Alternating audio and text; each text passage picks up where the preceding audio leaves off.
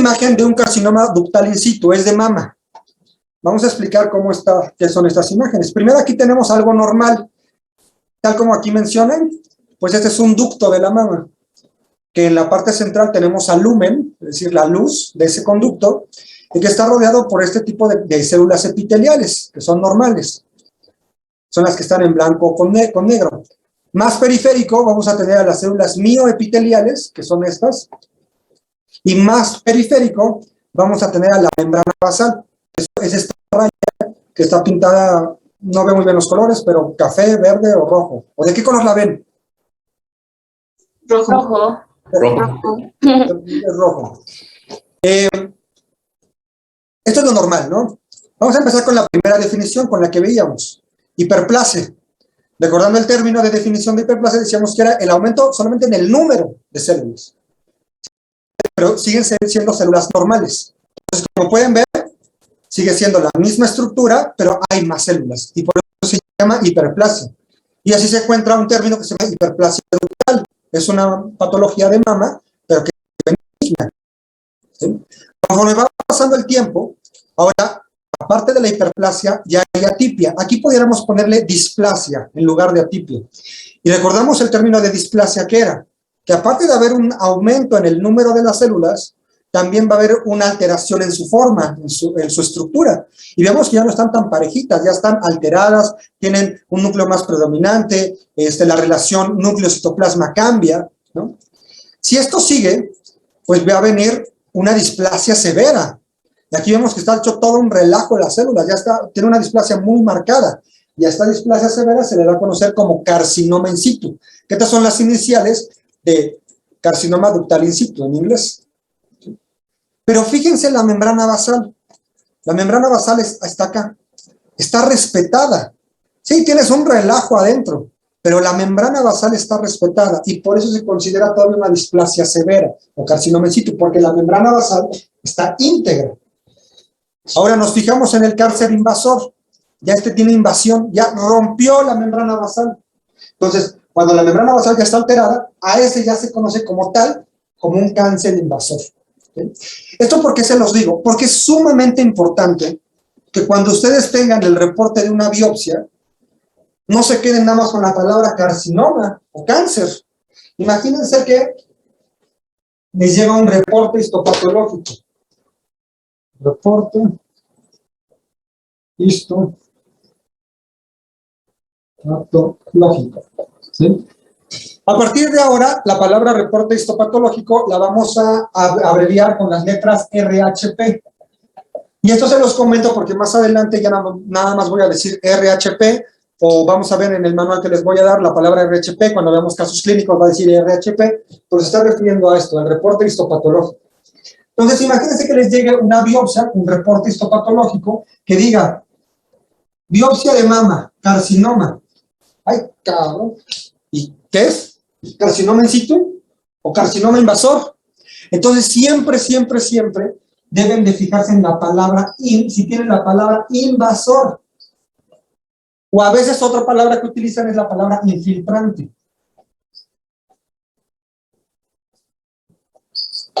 Si el patólogo les dice carcinoma, tienen que hablar con el patólogo. Oye, si es invasor, porque puede ser carcinoma in situ o bien puede ser un carcinoma invasor. Y ya como tal es el cáncer, como dicen muchas veces los pacientes, ¿no? Es el cáncer del malo, o sea, el cáncer invasor es el malo. El carcinoma in situ es una displasia severa que todavía no ha infiltrado la membrana basal y de hecho el tratamiento es totalmente diferente. Entonces sí tomen en cuenta mucho esta situación, siempre enfatizar si es invasor o si es no invasor, que en este caso sería un carcinoma in situ. ¿Okay? Y regresando a una imagen, pues prácticamente las definiciones que vemos es un caminito que sigue la célula. Entonces puedo empezar. Así podemos tener un tejido normal que si empieza con algún estímulo, por ejemplo, inflamatorio, infeccioso, por cambios estimulados por genes, pues de ser un epitelio normal empieza con una hiperplasia. Hiperplasia. Vamos a ver. Abraham, recuérdanos, ¿qué era una hiperplasia? Abraham Martínez. La proliferación de células sanas. Exactamente, solamente es el mayor número de células. Si pasa a una hiperplasia, ahora viene a una displasia. Si continúa el estímulo, viene y está molesta y molesta y molesta. Vamos a poner un rayito. Sigue el rayo. El estímulo. Pasa a una displasia. Marisol Romero, recuérdanos, ¿qué es una displasia? Es el aumento en el número de células y el cambio en su forma. Exactamente. Esta displasia, recuerden, primero pues empieza leve, ¿no? Pero si se mantiene el estímulo, pues de ser leve, ahora va a pasar a una severa. Mayra Espejel, ¿cómo era el otro sinónimo de una displasia severa? Carcinoma in situ. Exacto, carcinoma in situ. Y si continúa el estímulo, o lo que está afectando, el paso final, pues es un cáncer, lo vamos a poner entre paréntesis, ya invasor, porque ya rompe la membrana basal y ya va a tener la capacidad de invadir. Cecilia González, recuérdanos, en la definición de cáncer, decíamos que el cáncer tiene 3 características. ¿Cuáles eran esas 3 características? Una. Células anormales. ¿Okay? La otra. Multiplicación anormal. ¿Y la tercera? Y capacidad de invasión. Exactamente, capacidad de invasión. Por eso es la principal diferencia entre un carcinoma invasor a un in situ, porque este tiene la capacidad de invadir, porque ya rompió la membrana basal. ¿Ok? Entonces es importante que quede claro toda esta situación. Muy bien. Bueno, ¿alguna pregunta con estas definiciones histológicas que vimos? Creo que no, todos, bueno, los que contestaron, pues creo que, ¿sabes? Está bien lo que contestaron, entonces creo que vamos bien. Pero si tienen alguna duda, con toda confianza. Vamos a ver otro tema. Párense tantito. Párense. ¿Sí? Para que las piernas suban. Cómanse un churrito.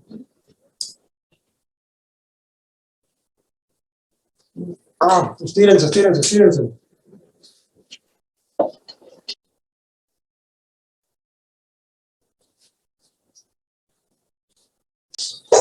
Voy a llenar mi botella de agua. ¿Vale?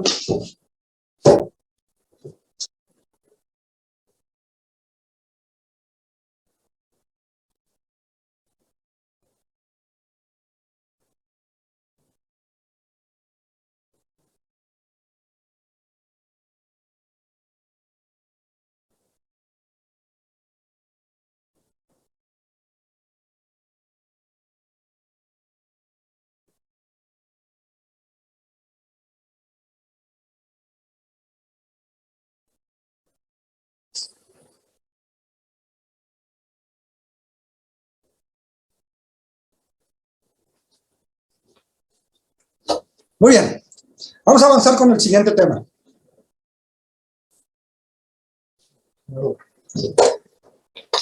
Bueno, vamos a poner el ejemplo de una mujer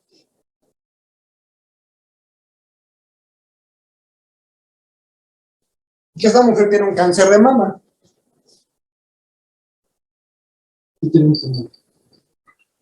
¿Ven? Yo dentro del abordaje diagnóstico, es un tumor muy grande, vamos a ver qué estudios son los que hay que solicitar, ahorita es mero ejemplo. Le pedimos una tomografía.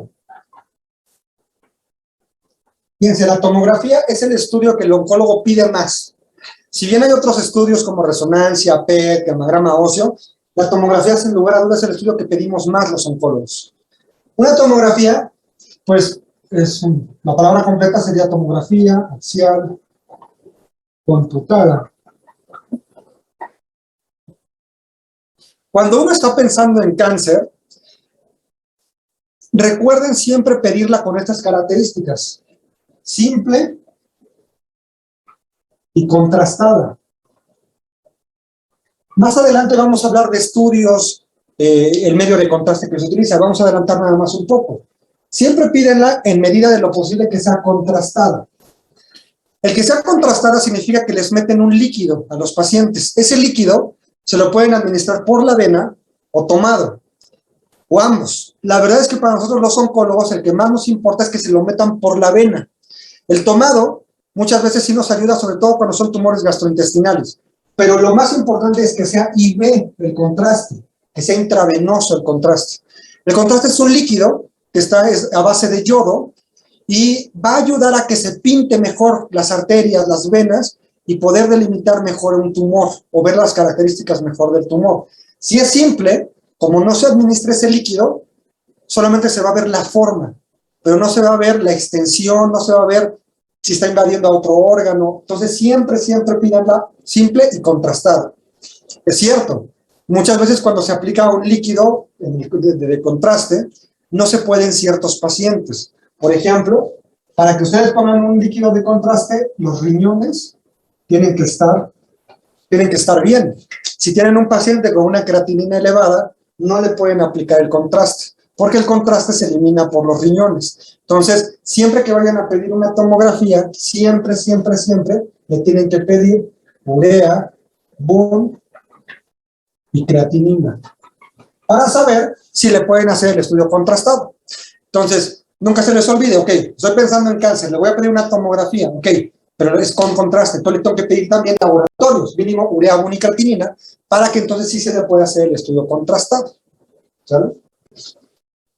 También si eres alérgica al yodo no te la puedes hacer, ¿sabes? Bueno, ese es un tip que como oncólogo me ha servido mucho. La tomografía axial computada simple y contrastada, pídanla de todo el cuerpo, de tórax, abdomen y pelvis. Tórax, abdomen y pelvis. Es cierto, en las guías, ya las vamos a ir analizando, pero muchas veces se enfocan solamente en un sitio anatómico específico. Por ejemplo, testículo, cáncer de testículo. Vamos a ver que dentro del abordaje inicial piden ultrasonido testicular, marcadores tumorales, etc. Y piden una tomografía solamente de abdomen y pelvis. Al tórax no lo piden en primera instancia, nada más piden tomografía de abdomen y pelvis. Y ya si sale algo raro en la tomografía de abdomen y pelvis, ahora sí la complementan con la tomografía de tórax. La verdad es que a mí, y más muchas veces a nivel institucional, eso no me es práctico, porque mejor preveo, ¿sabes qué? Mejor se la pido de una vez completa, tórax, abdomen y pelvis. Se va a radiar solamente una vez, a lo mejor si es más caro, si es de forma particular, pero la verdad es que es 1000 veces mejor. O sea, pedir un estudio completo, tórax, abdomen y pelvis. Ahora bien, si tienen alguna manifestación neurológica, no se queden solamente con esto, pídanla también de cráneo. Imagínense, están pensando en un tumor del cerebro y le piden tomografía de tórax, abdomen y pelvis. Pues no, también tengan que pedirla de cráneo, ¿no? O si tienen un tumor en las extremidades inferiores, le piden esto, pero no le piden el estudio de la extremidad. O sea, aparte de eso, el de la extremidad. Pero el que de base, tórax, abdomen y pelvis. ¿Ok? Para futuras, ya que sigamos viendo el curso, toda esta palabra, para no escribir todo, lo vamos a abreviar con las letras TAC, TAP, ¿sale? Lo vamos a abreviar así: tomografía axial computada de tórax, abdomen y pelvis, simple y contrastada, ¿sale? Para que ya sea práctico y porque cuando veamos casos clínicos y se van a poner los casos clínicos, ya va a venir la palabra así. Y digan, ¿y eso qué es? Recuerden que eso es tomografía axial computada, tórax, abdomen y pelvis, simple y contrastada, ¿sale? Bueno, entonces a esta paciente que tenía un cáncer en la mama, le pedimos una tomografía axial computada, simple y contrastada de tórax, abdomen y pelvis. ¿Y qué encontramos en esa tomografía?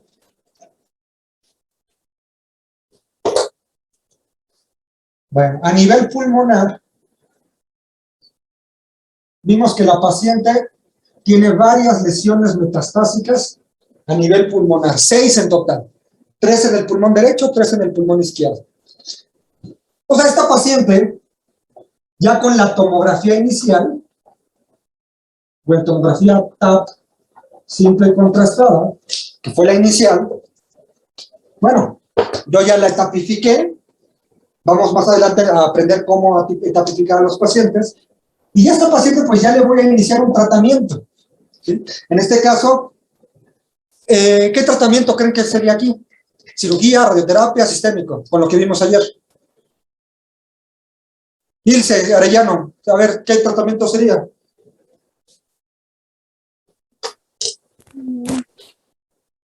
quirúrgico. No, porque es metastásico. Sistémico. El tratamiento es sistémico, prácticamente, es lo más importante. Y que el quirúrgico, recuerden que no tiene beneficio en supervivencia global y en supervivencia libre de progresión. Yo le voy a iniciar un tratamiento sistémico. Tratamiento sistémico, porque es metastásico. Y después de unos 4 a 6 meses, le voy a volver a repetir una nueva tomografía. Simple y contrastada. Lady, ¿por qué crees que le tengo que pedir una nueva tomografía a este paciente? Para ver si ya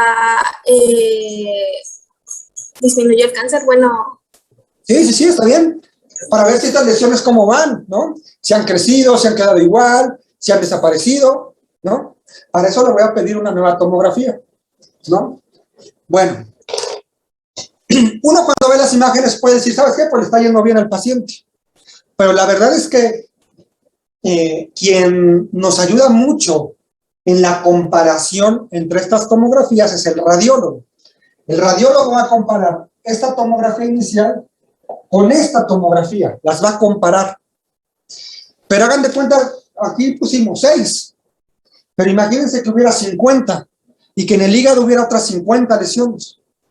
El radiólogo va a ser difícil que esté midiendo todas las lesiones y las vaya comparando.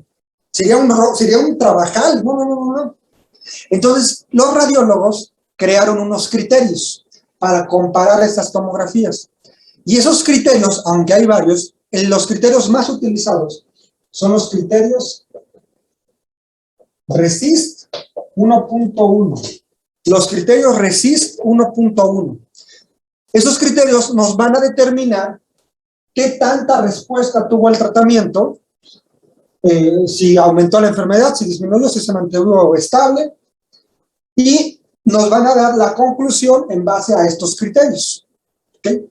Ahora, vamos a empezar a hablar de estos criterios RECIST, porque sí es importante que el médico de primer contacto sepa qué son esos criterios RECIST 1.1. Pero para entender los criterios RECIST, vamos a ver ciertas definiciones. Y vamos a empezar con la primera definición, para entender qué es eso de RECIST.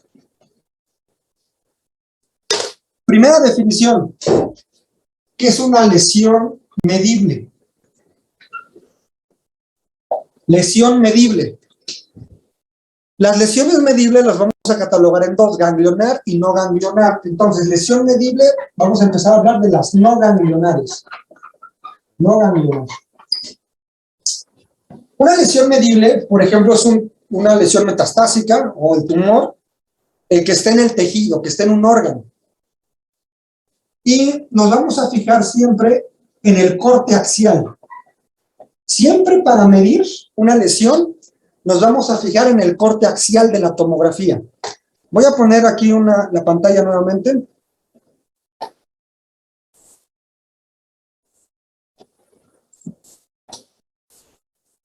Miren, aquí tenemos el mismo paciente, pero son dos cortes de tomografía. Este es un corte coronal. Aquí vemos el hígado, los intestinos. Y este es un corte axial. ¿Cómo se miden todas estas lesiones en el cáncer? Nos vamos a fijar en el corte axial, ¿sale? Entonces, siempre las lesiones en cáncer se miden en axial, en el corte axial. Es muy diferente que nosotros midamos en un corte coronal o frontal a un corte axial. Nosotros los oncólogos siempre estamos viendo sobre axiales, porque en base a ahí es donde se va midiendo la enfermedad. ¿Okay? Uno podría decir, oye doctor, por ejemplo, si yo tengo el pulmón así y tengo una lesión alargada, ¿qué pasa ahí? Porque ustedes están de acuerdo que en el corte coronal, a lo mejor esto mido lo más grande, y a lo mejor aquí mide 5 centímetros.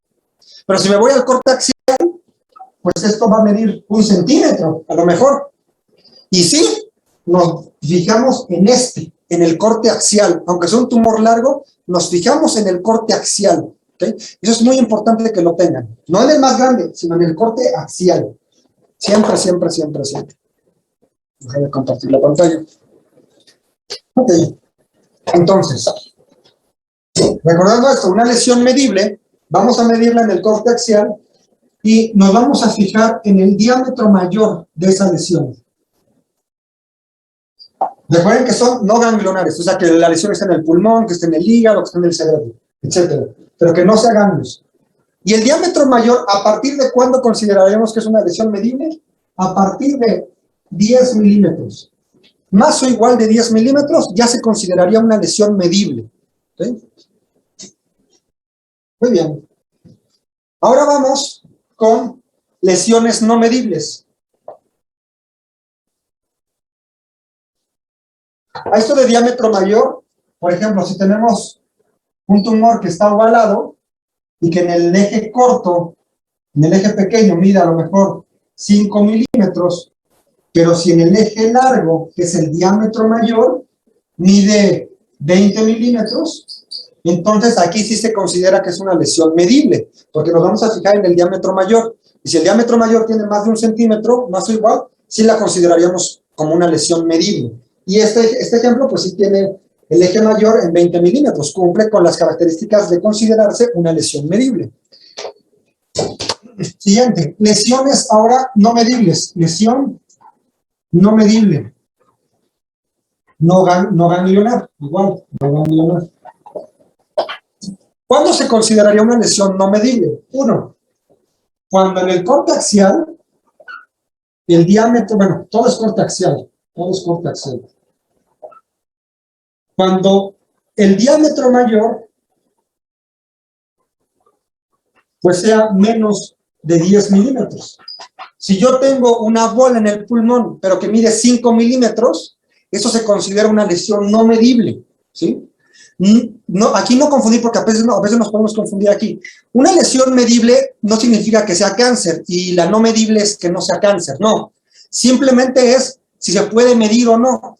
Cuando es una lesión muy pequeñita, menos de 1 centímetro, es difícil para el radiólogo medirla, y por eso se considera no medible. ¿Okay? Otra característica, los líquidos, los derrames, ya sea pleural o pericárdico. Fíjense, es una lesión no medible. No significa que no sea cáncer. Esto es cáncer, ¿sí? Si tenemos un derrame ahí pleural maligno, pues es cáncer. Pero es una lesión no medible. Porque al radiólogo es difícil para él medir un líquido.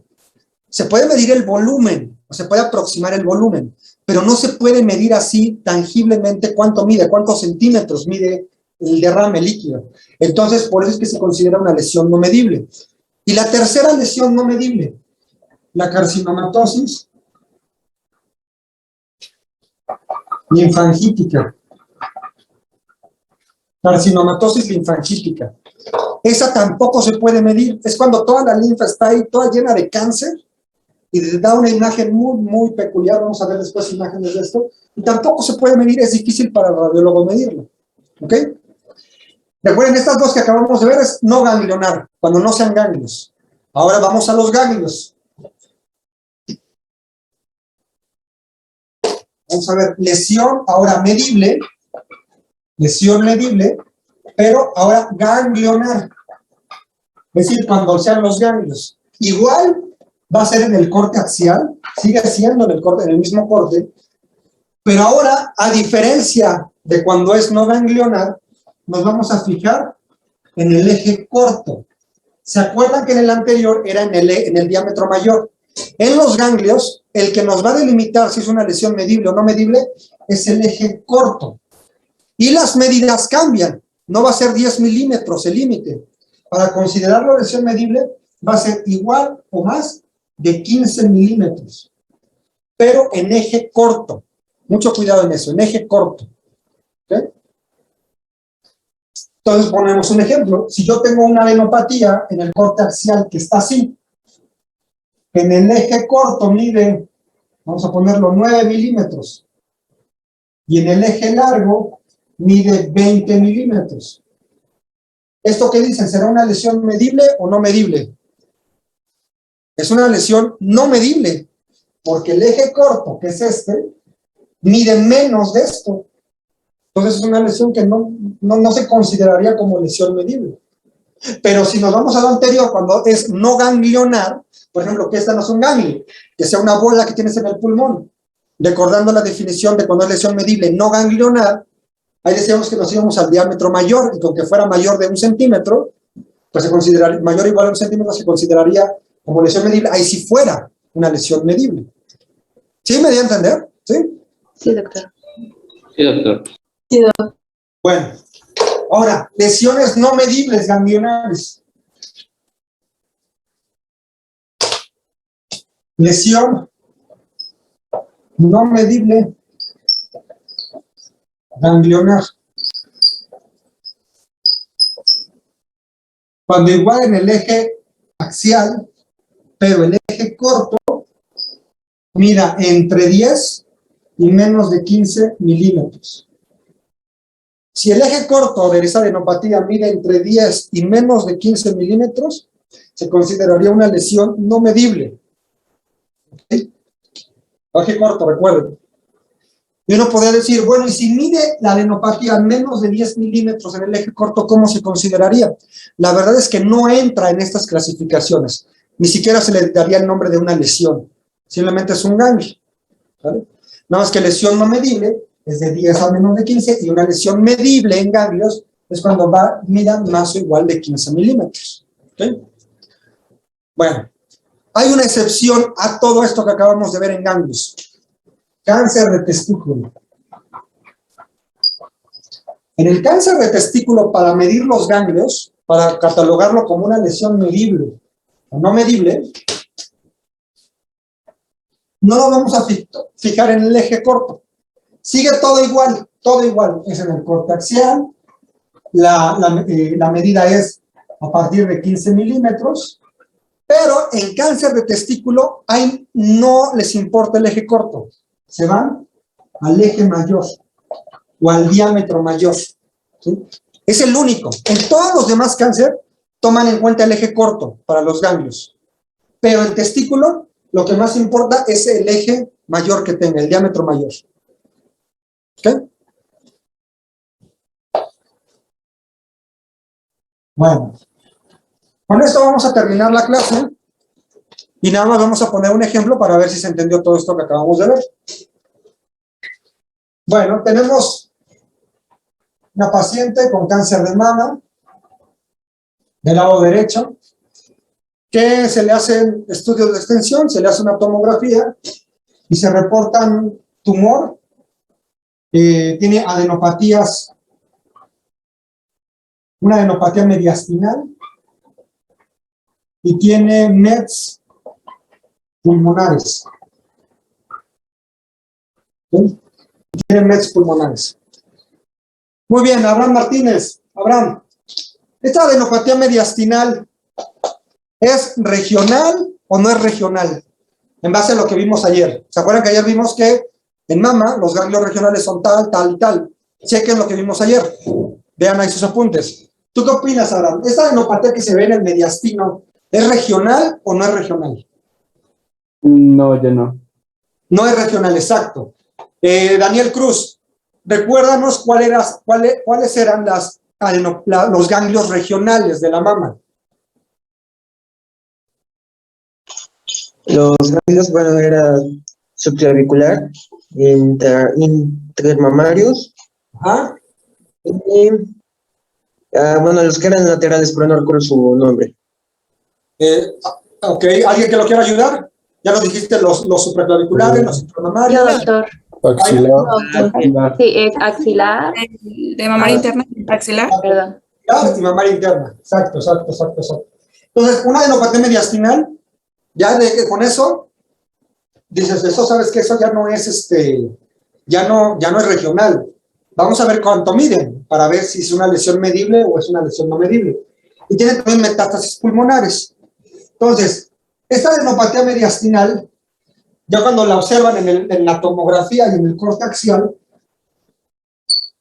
mide en el eje corto 12 milímetros y en el eje largo mide 30 milímetros.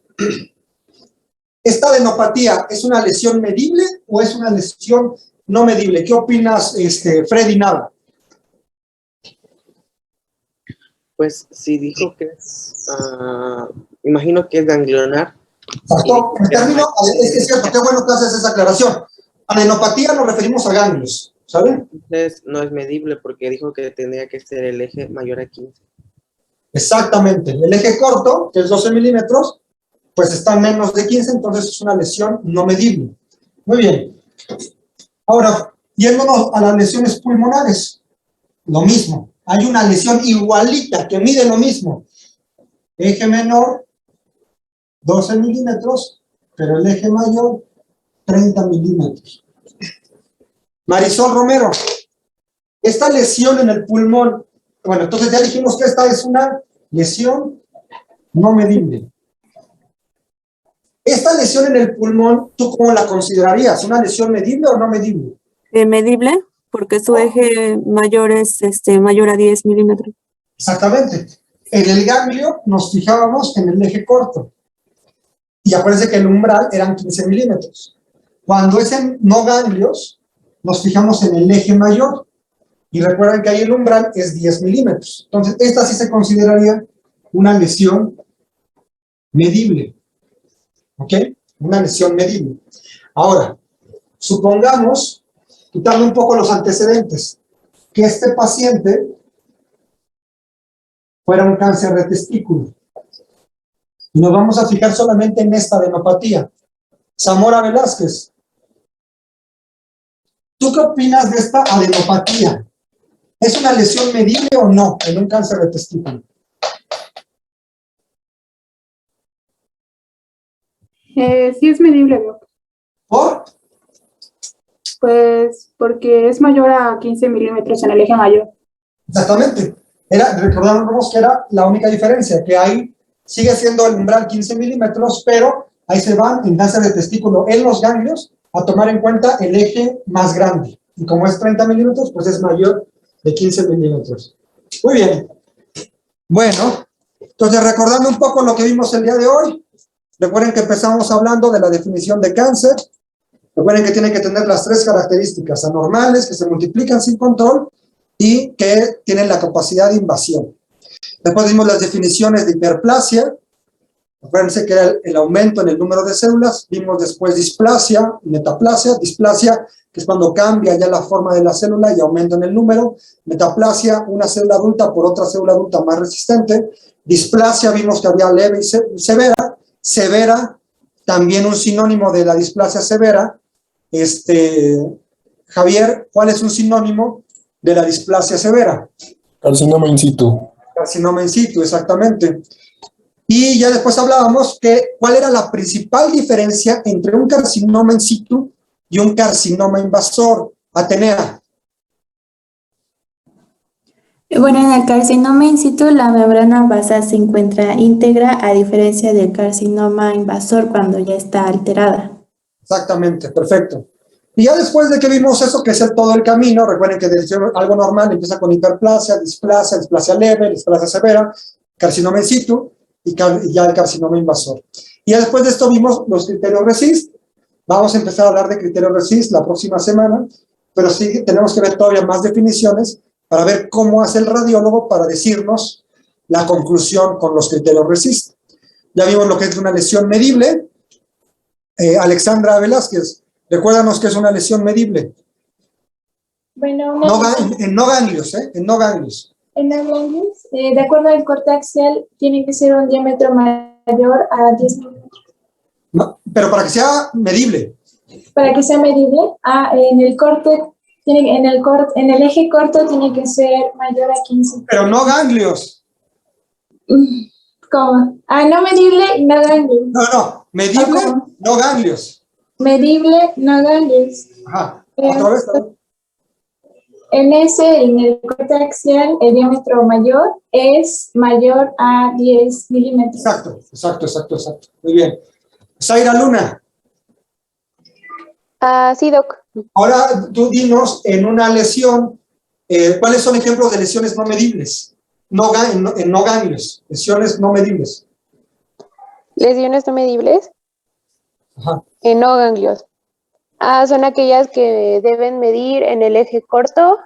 No, ¿en ganglios o no ganglios? No ganglios. ¿Un ejemplo? Ajá, habíamos puesto 3 situaciones que entran dentro de las lesiones no medibles, en las lesiones no medibles, no ganglios. Aquellas en las que puede haber presencia de líquido, como un derrame. Exactamente, esa es una lesión no medible. Otra, Que haya un diámetro mayor, pero que sea menor a 10 milímetros. exactamente. Y la tercera, Era el